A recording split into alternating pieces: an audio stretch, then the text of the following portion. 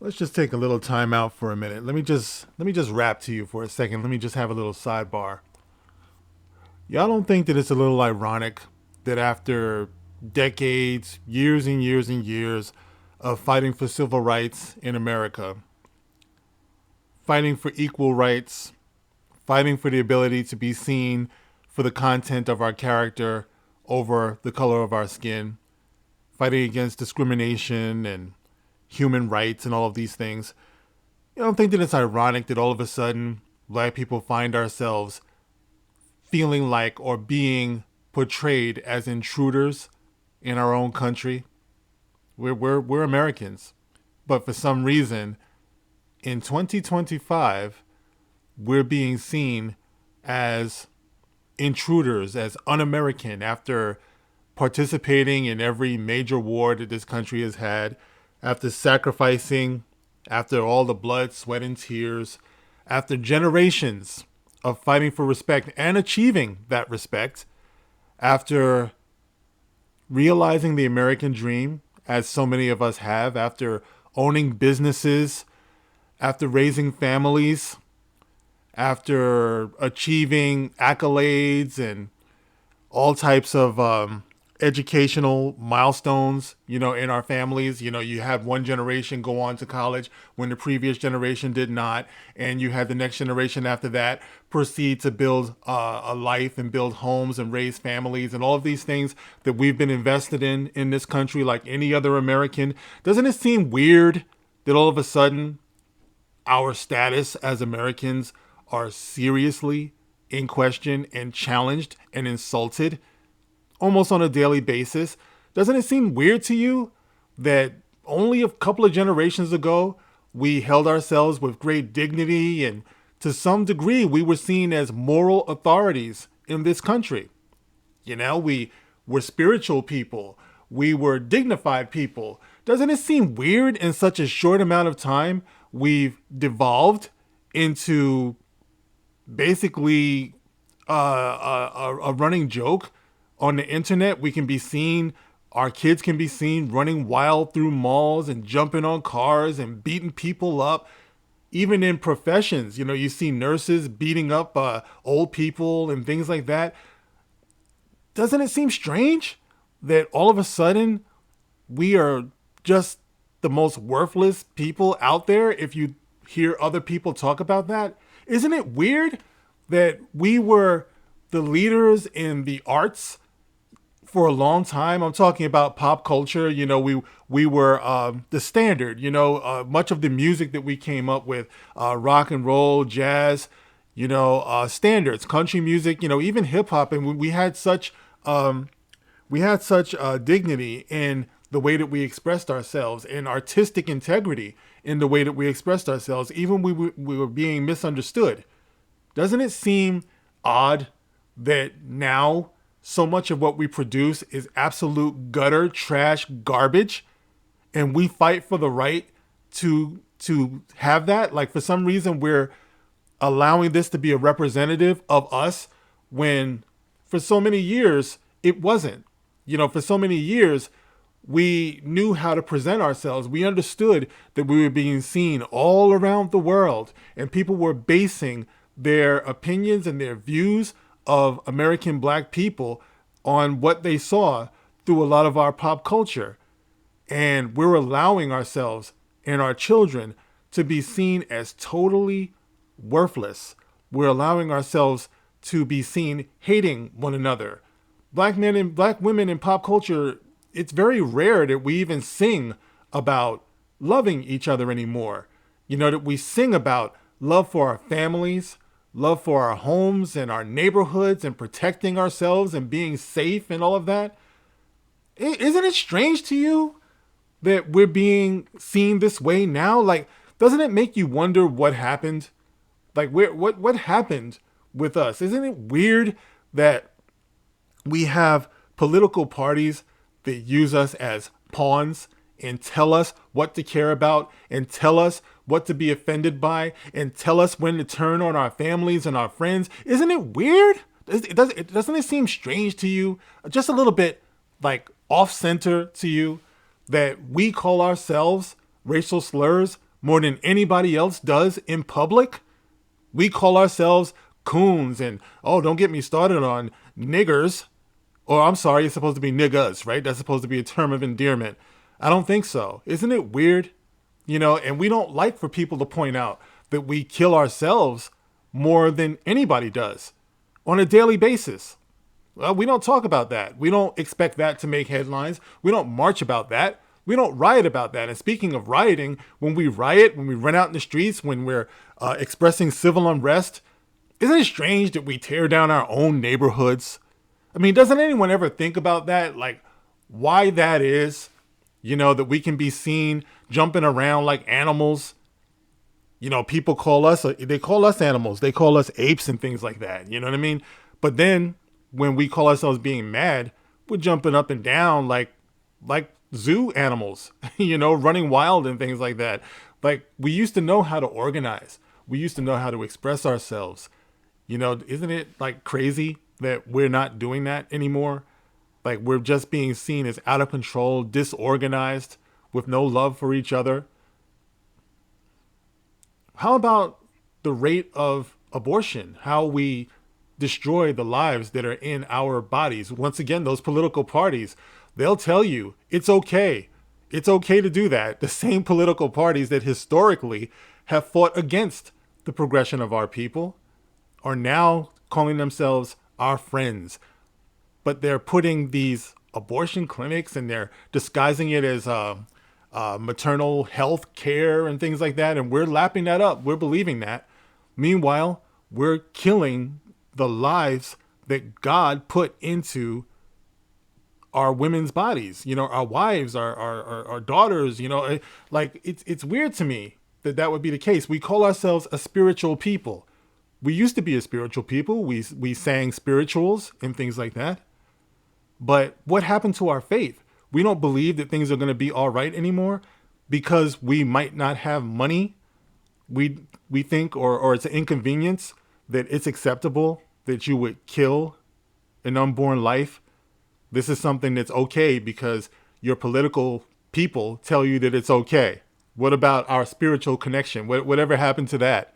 That's not there anymore. So we kill our children. We don't consider them children because our elected officials tell you that they're not children. They'll tell you that a boy is a girl and a girl is a boy. They'll tell you all of these things and we go right along with it.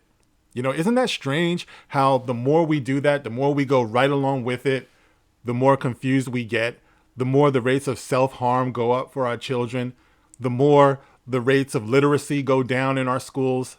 The self-esteem of our children take a beating, they take a hit. Look into the eyes of these children out in the streets. You see that they're dying, man. They're getting old before they even turn 20 years old. They've seen so much of the world. They've seen so much of the resentment and the hatred of the world. And they believe it. They believe what they see online. They believe what they see. We have a pop culture full of poison, and we don't seem to have a problem feeding it to our kids. We see what's going on here. You see the videos of women dressed like sluts. We see the videos of men who are not men. They might have deep voices, some of them, when they're not calling themselves little this and baby that, when they're something like 40 years old. Where's the male representation? Where's the male leadership? Oh, don't we have any use for that anymore? No, of course not. We celebrate mothers on Father's Day. That's what we do. You don't think that it's strange that we find ourselves in these positions? You don't think it's strange that you can have, I talk about this all the time.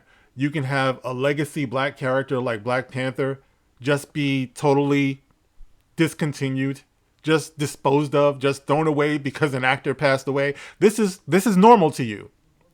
And we can't get a Blade movie. We can't get a positive, strong black male role model in pop culture for anything. We can't buy that anymore. There's such an investment in the idea that there is no such thing.